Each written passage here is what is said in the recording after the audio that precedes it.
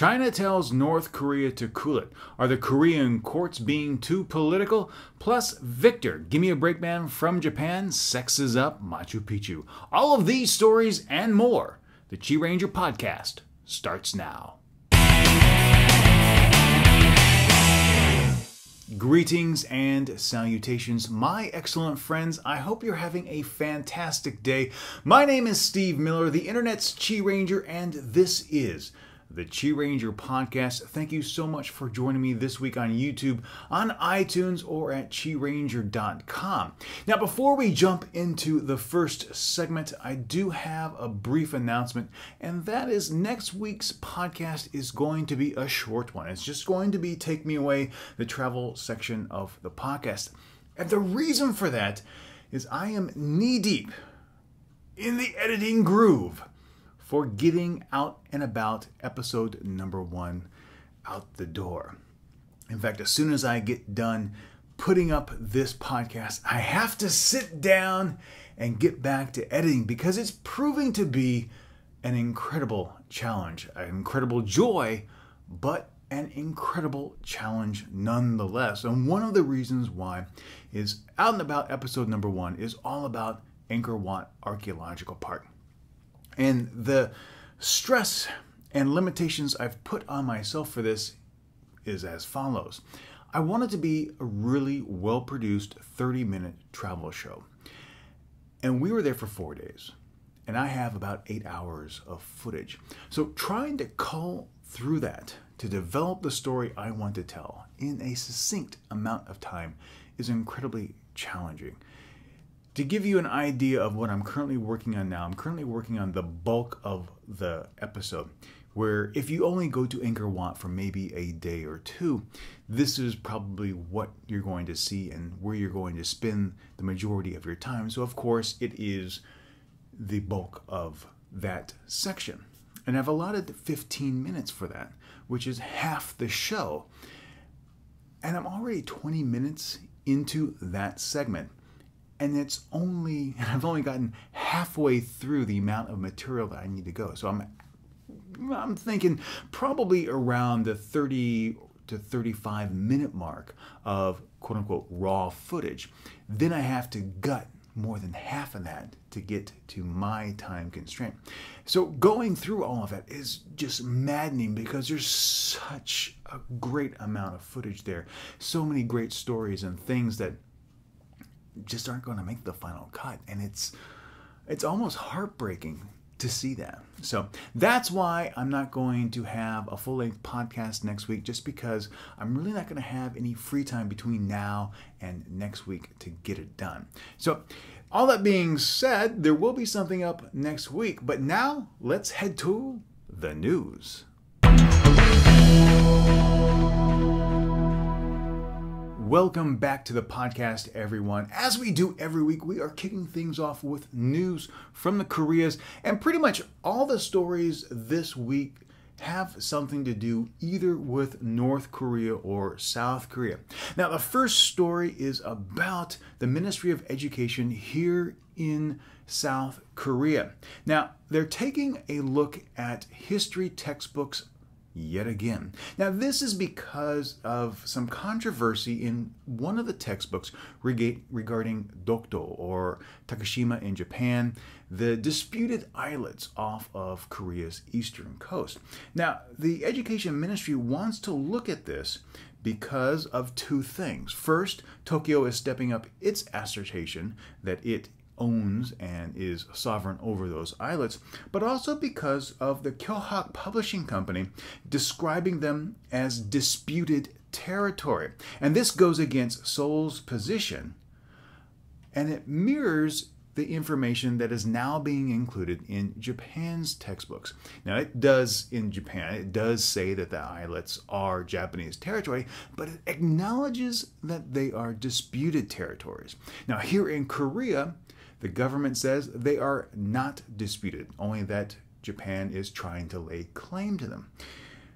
And in my mind, that's a dispute. If you have sovereign territory and someone else says that they own it, that's a dispute.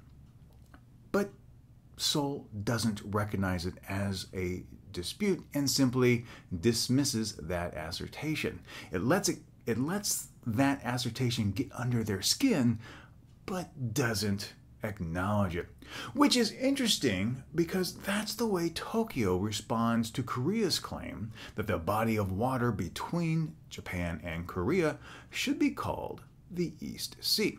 You see, dating back to when the International Hydrographic Organization, the IHO, which is responsible for naming all bodies of water in the world, was founded, Korea was an annexation, part of the Empire of Japan. So Japan had the authority to name the body of water, and so did so. Hence, that's why we have the Sea of Japan. Now, since liberation in 1945, when South Korea became an independent state, they've tried to get the body of water named the East Sea. But Japan doesn't recognize that there's a dispute over the name. You see, because Japan had the right to name the body of water, that's what the IHO goes by. And unless there is a formal recognized dispute, I find this funny because Seoul doesn't recognize the dispute with Japan over who really owns the islets. And it's the same stance that Japan uses with the East Sea, Sea of Japan issue. It doesn't recognize that there's a dispute. The truth of the matter is that this issue, both of these issues really, serve as thorns in the side, serve as detractors from getting the governments to actually talk to one another. There is a dispute. Simply not acknowledging a dispute doesn't make it go away. Both these governments really need to finally sit down and talk things out. Until they do, nothing's going to happen. Both are going to allow these really insignificant issues to derail positive traction, positive movement in developing better relations, stronger relations in the region. Moving on to another story here, and really it's about the court system here in Korea. Now, late last year during the holiday shopping season, it was revealed in the United States that a lot of consumer credit card data was swiped from Target. And in January of this year, a similar thing happened here. Nunghyup, Cookmin, and Lotte Card had in total 20 million individuals' data swiped from their servers. 20 million, that's about 40% of the population. And the Financial Services Commission has handed down a fine to them. Some are calling it an embarrassing fine. And I personally think about that because the punishment for having their customer information leaked out is 6 million won, or about $5,600. And they were told that they can't sell or extend loans for the period of 3 months. And I have to wonder why. Now, going back to cybersecurity here in South Korea, I think it is awful. We've had numerous incursions over the years. China and North Korea are showing better skills than I would say South Korea has at avoiding these incursions, and North Korea just has a mountain army. They have a tremendous number of people engaged in cyber warfare, and those that are charged with defending it here just don't measure up. So if the message from the commission is you need to really beef up your cyber defenses, a 6 million won fine, $5,600, just seems really insignificant. It's a slap on the wrist. Considering that you can go to Singapore, spit on the sidewalk, and get a $1,000 fine, this is inconsequential. But I also have to call into question whether or not fining is really appropriate. If a business takes due diligence, does the responsible thing, and sets up safeguard, but someone is still able to get past that and access the information, then are they truly negligent and responsible for letting it leak out? I think Korea as a whole needs to do a better job of protecting information and protecting systems. But continuing our discussion with the courts, Lee Seok-gi has been found guilty in a Suwon District Court. Now, Lee was the person who was arrested last year for allegedly plotting to overthrow the government and ally himself and his party with North Korea. Now, this is really interesting for a number of things. Now, his punishment is that he will get 12 years in prison and the loss of voting rights and the ability to hold office for 10 years. Now, the first thing that I find odd about the sentence is if you're in fact plotting to overthrow the government and you're convicted of it, why would you ever want someone like that to have the ability to vote or hold office ever again? It's stupid. It really is. Now, the other thing is, and this goes into Lee's supporters, is that some feel that the charges that were brought about him are incorrect and that the decision may face some legal challenges in the future because when he was arrested, he had no set plans in place, no real actionable items to carry out. So some feel that he should have been charged under the national security law, which says you can't support North Korea in any way, versus the more severe charge of actually plotting to overthrow the government. So we'll see what happens with this as it goes through, because you can guarantee that he will appeal the decision. And one bit of final information from the Koreas, there looks like there will be a massive education reform coming down. Now, this has just been passed through the National Assembly, and it's set to take effect in about 6 months. That's the period that once a bill is signed, it has to essentially gestate for 6 months before it can actually become law. And this new bill that will become law prohibits the teaching of advanced subjects in all schools, elementary, middle, high, and college. And the reason why this has been put into place is because, well, children here in South Korea go to school all day long, and then they go to academies. So essentially, once you hit middle school and into high school, you start at 8 o'clock in the morning, you finish 10 o'clock at night, and that's when you actually start your homework. And the reason for that is that a lot of tests cover information that's not covered in school. You actually have to go to a private academy to learn the information that you will be tested on. And if you want to get ahead, that is not an option. You must do this. So what the education reform is set to do is that only information that will be used, that is taught as part of the school's curriculum, only information that is standard can be tested upon. So whether it's the normal school day or after school programs, public after school programs, when it comes to the Seongnong, the college entrance exam, only information that is the standard Korean curriculum can be used to test that. So if you go to a hagwon to learn quote-unquote advanced subjects, that's great. That's your own choice, but it's not required knowledge on the test. So and again, so that's one way, one thing that's happening. And the other reason why this is being done is to give students a better quality of life.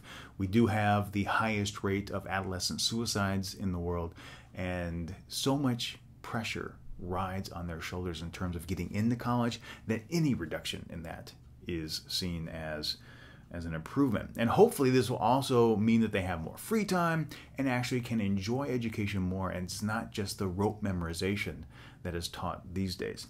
And the last story from East Asia, China tells North Korea to cool it. Now this is very interesting. Now China's Vice Foreign Minister Liu Zhimin has sent a very clear message to Kim Jong-un. Quote, and I'm paraphrasing this just a little bit, so I guess it's not a direct quote, "We will never allow war or chaos on the Korean peninsula." Now, this is a very strong message since the six-party talks have stalled. There's really no traction to get them started because the United States and South Korea have set preconditions that North Korea must permanently disband their nuclear ambitions and disregard them for anyone to sit down at the table again. China really is trying to get everyone talking again, And this sets a very clear message that North Korea, Kim Jong-un, must behave in a stately manner, shall we say, that ratcheting up tensions just for political gain or to get extra concessions from the West won't be tolerated. Now, in addition, Liu will also follow up his North Korean visit with a trip to Seoul immediately following it. So it could be a sign that China is stepping away from supporting North Korea on a carte blanche level. And I really hope that is the case, because unless North Korea starts behaving responsibly, we're going to continue to get this cycle. And I really believe that this would be the first step in getting North Korea to the table in a responsible manner. I think that I always mention that one of the reasons why North Korea continues to do what it does is because there's no consequence. There's no benefit for them to ceasing that behavior. So I'm hoping that since North Korea and China have a close relationship, that China is better able to understand what can be done with North Korea to give them the necessary carrot to act responsibly. So there you have it. That's the news this week. You can find all the links to these articles in the show notes over at QiRanger.com. Stick around. I'll be back in just a second.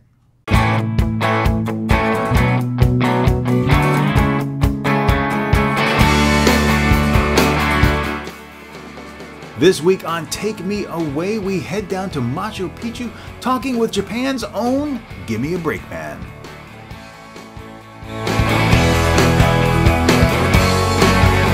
Just take me away. Ladies and gentlemen, welcome back to the podcast. Now, this week I am pleased to have, well, I would venture to say a friend of mine, is someone who I have known on the interwebs for going on 6 years. I can't believe it. 6 years now. I've had the opportunity to meet him in person last fall while I went to Tokyo for the Tokyo YouTube gathering. It's none other than the man from Japan, Victor, GimmeABreakMan, GimmeABreakMan. Welcome to the podcast, my friend. Hello, this is my first podcast. I'm a little nervous. I prepared an introduction for myself. You go ready? Yes. There we go. Is that too loud or? No, it's fine. I didn't hit it too hard. That is a big Japanese. Actually, I don't know what it is. No, it sounds like some kind of bell or drum. Some kind of bell. It's used in a Buddhist temple when you're begging, but it's so huge that I can't imagine a real Buddhist. That's what she said. It literally weighs maybe 6 kilograms. So I doubt someone was holding that in their palm of their hands when they were begging. But oh wow! Anyway, nice to be on your podcast. This is actually my first podcast. So I'm a little bit nervous. I feel like a virgin at going out with the what do you call it? What do you call that guy who throws a football? The quarterback. Yes. At the prom. It's funny that version at the prom with the quarterback who does all the girls, because you've had everybody on your show. I've had a lot of people on my show, but it's funny that you said that you're nervous because you do 2.5 Oyajis every single week, which is more or less a live podcast. Yes, but it's YouTube, and I'm a YouTube guy. I've never actually been on a podcast. It's something I've mulled around a bit in my head, but well, again, thank you for joining us. So, really quick. What do you do on the interwebs? Apparently waste a lot of bandwidth is what I'm told. The reason YouTube has to put ads on to pay for all the bandwidth I waste. No, I make videos. Actually, I started making videos teaching English. That's where I started. And then I branched off and started doing videos in Japanese just to communicate with Japanese people. And I realized that I enjoyed speaking English with people because, I live in Japan, so I don't get much of a chance to speak English at a normal speed using, sitcom level English, as we discussed earlier. My students, I teach English here, so I have to use, I got to slow it down a little bit if I speak English, or we usually speak Japanese, when I'm not in the actual classroom. So I basically make a lot of videos. And so it was teaching English then speaking Japanese and telling Japanese people what I think, and then communicating with Westerners back in America. And finally, which turned out to be my biggest channel, is teaching Japanese in a very casual format. Just chatting about whatever and throwing in Japanese words here and there and talking about culture here in Japan. Yeah, it's been very successful. I've really enjoyed watching your videos over the years. So that's one of the big thrills that I got going to Tokyo last year was meeting you in person. So it was great to meet you. I was surprised at how tall. I mean, I knew you were tall, but you were. That's one of the things that always says, like, you're really tall. But people say that to me too. I think everyone thinks I'm a short Mexican or something. Everyone just thinks I'm Mexican for some reason because I'm Hispanic. I am Hispanic, but I'm not. Well, and that kind of brings us up to this week's podcast topic because, before we started recording, I let you know that I've never been to Peru. I've never been to our destination this week. I've been to a lot of places. But I've never been to Machu Picchu. I know a lot about Machu Picchu, and it's one place that I want to go. And you went there this last break, and I wanted to talk to you about your experience. And what can you share? I mean, you said you've been there, 7 times now? I think this was my 6th or 7th visit. Okay. I really don't remember. I've been there so many times. And I've been there actually 2 or 3 times on the same trip before, so they get all mixed up. But it has really changed. This is my first time in, I think, 7 years. And they have really rolled out the red carpet and improved on the tourist trap attractions. Okay. So in what way? What way have they, I would say, make it more, enticing for tourists to spend money? Being a little bit nostalgic. Please. Back to 20 years ago or more. Okay. I think it must have been more than 25 years ago or 30 years ago maybe when I first went. And in the old days, they didn't have these tourist trains that you have to take now. Mm-hmm. You could take any train you wanted.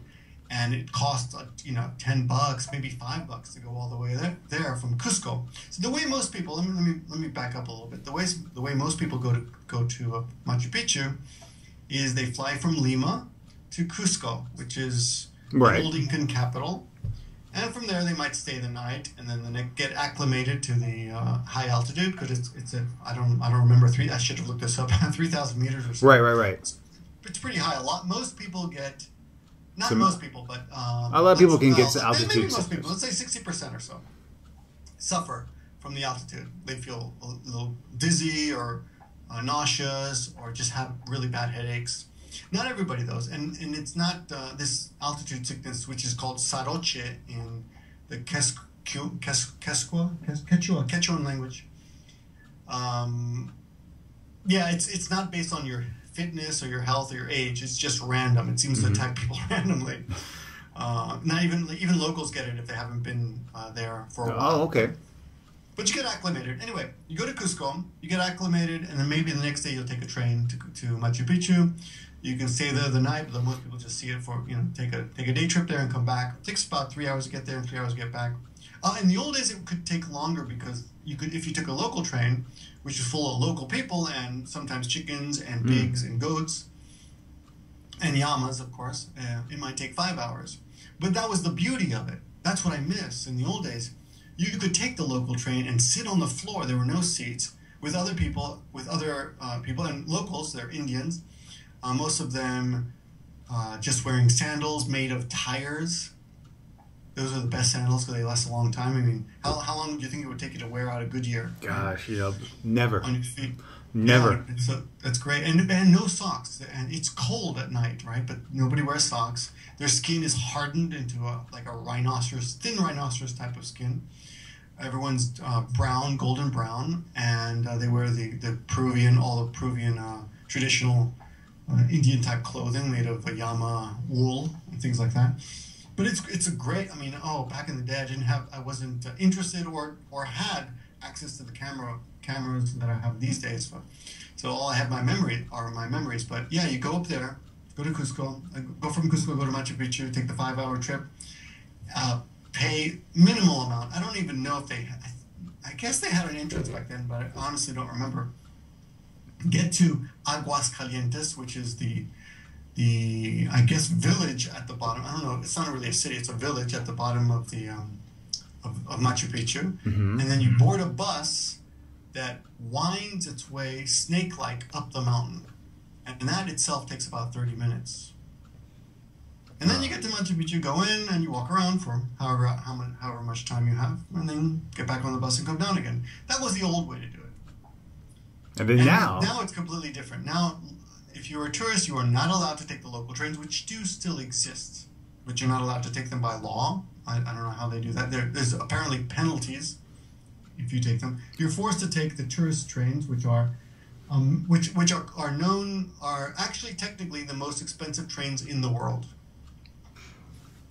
$70, $70. Imagine that for the short distance. That's one of the reasons they're expensive, because you're not actually traveling a long distance, but you're traveling up and down mountains. Right.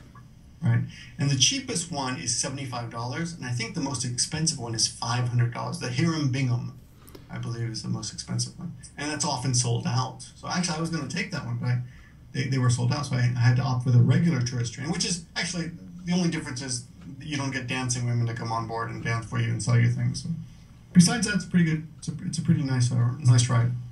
Yeah, I mean, I'm a lover of trains. So anytime I get to go on a train, especially through mountain passes, I just absolutely fall in love with it. It's just something that I just relish the opportunity.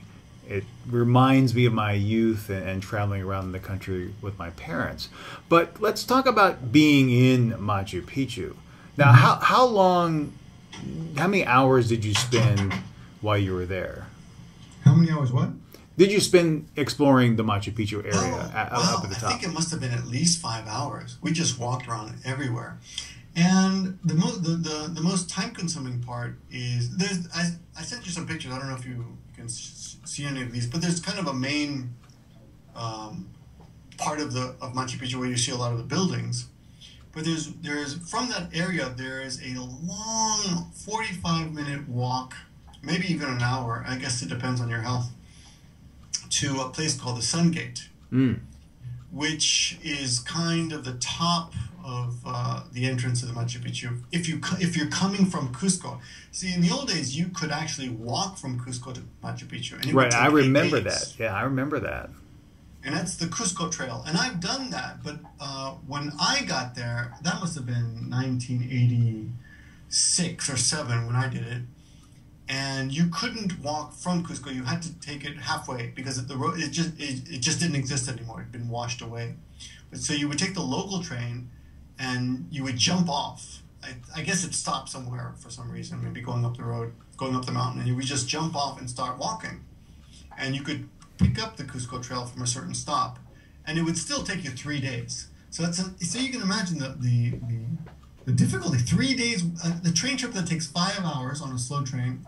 You get off halfway there, and it still takes you 3 days, and the whole trip would take you 8 days walking. So it's kind of it's hard to imagine, isn't it? Don't you think?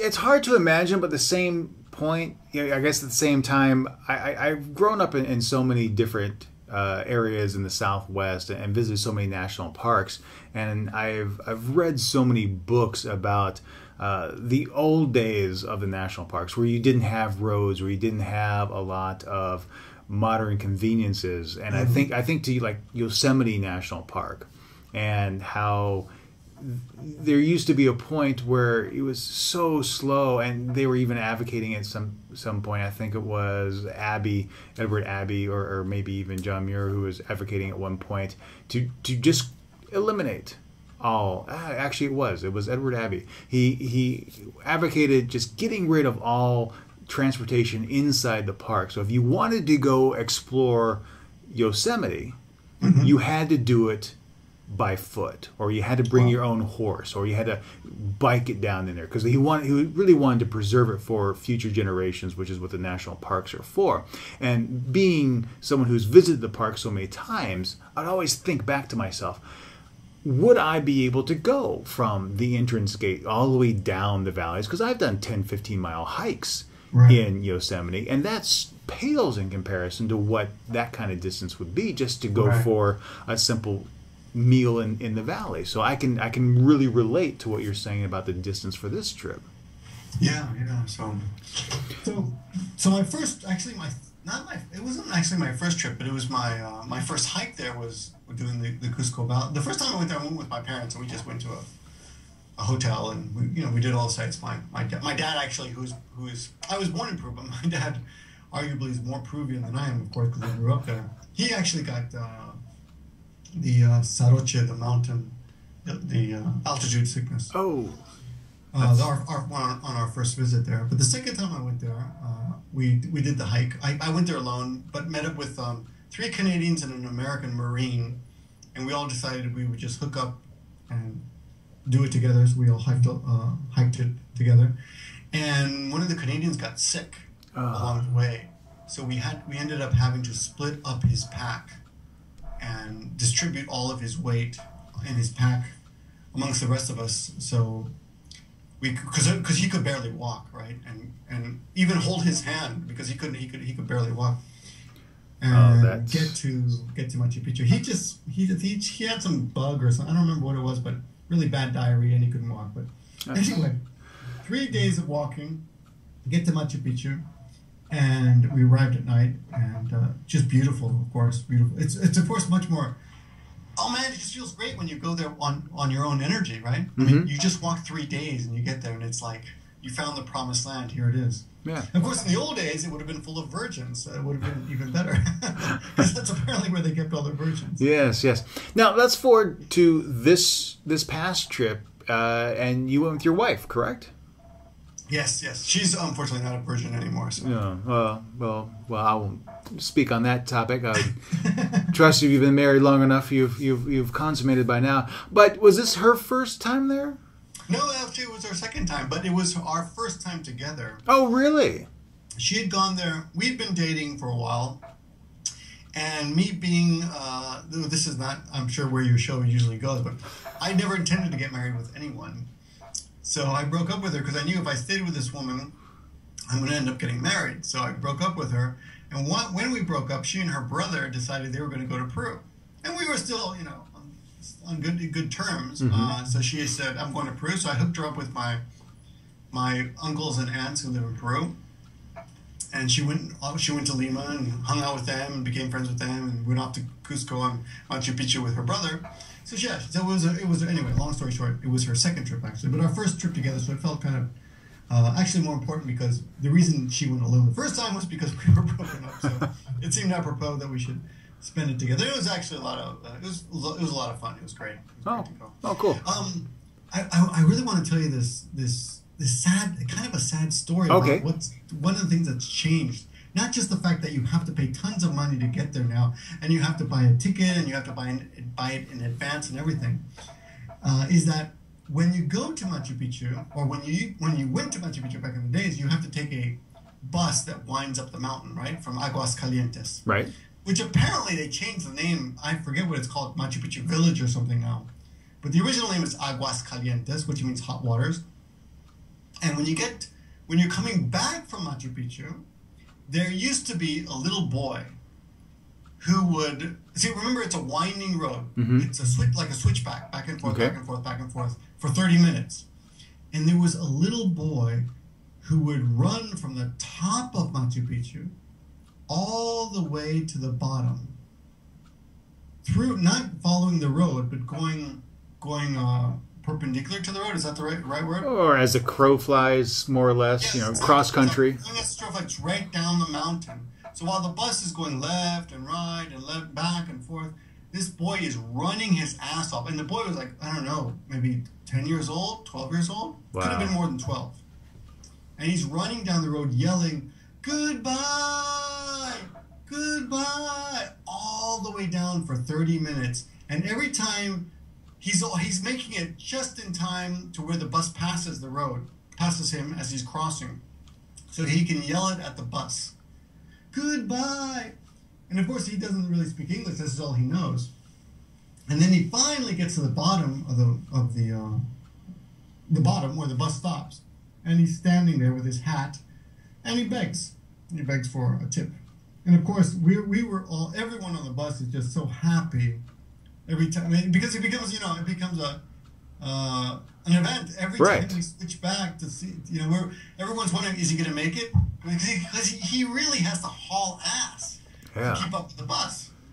So this little boy's hauling ass down the mountain, and to say goodbye to everybody.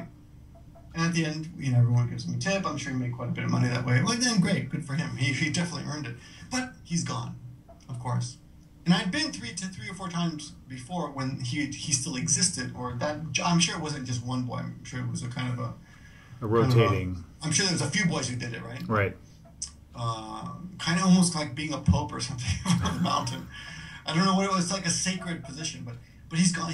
They don't let him do it anymore. Oh. He's gone, and it's kind of sad. That's one of the things that I miss about the old Machu Picchu. I think it should be. I almost feel like they should make a movie about this boy. Everyone should know about him. But. That would be interesting. But you know what? What's also sad is that, believe it or not, Victor, our time is actually up. Oh. I've babbled on and on, haven't I? But that's the whole point of this segment, is to share travel experiences and insights on our experiences as we travel abroad. Well, so let me add. I wanted to give your viewers one tip though on the way. Okay. If you do go to Machu Picchu, most people go to Cusco first, and Cusco is actually at a higher altitude than Machu Picchu.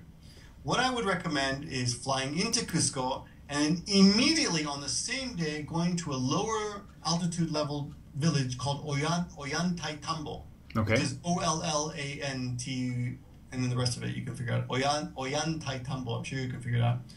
And it's there's only a few choices. Go to Ollantaytambo first, stay the night there, go to Machu Picchu the next day, which is at even a lower altitude, and you will not suffer from soroche, the altitude sickness. Then, if you have time, hopefully you will, on the third day, go to Cusco after you see Machu Picchu, which is at a higher altitude. And Cusco is just a gorgeous city, and there's so much to do there. But it's more, compared to Machu Picchu, which is, just ruins, it's, of course, a metropolis. But, you'll be able to enjoy Machu Picchu faster with no altitude sickness. And I think I was really happy. That's what I did the last time. And my wife and I suffered very little because of this. We had no problems with altitude sickness at all. And it was a great trip. Cool. So that's the one thing I wanted your listeners to know.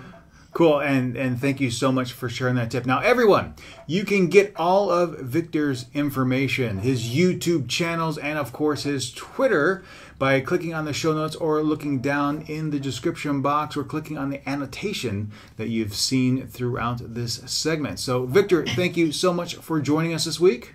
Thank you very much. Thanks for having me. All right, stick around. I'll be back in just a second.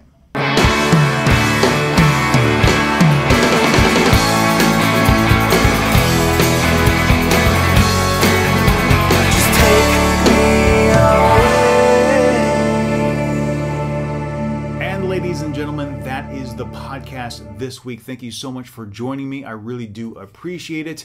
If you have any feedback for me, please send me a message at podcast@QiRanger.com. You can, of course, find the show notes at QiRanger.com or in the link in the description box over on YouTube. To keep up with me with everything that I do, please follow me on your favorite form of social media. All the links are either in the description box or over in the sidebar at QiRanger.com. Now, until I see you next time, stay true to yourself and always be awesome.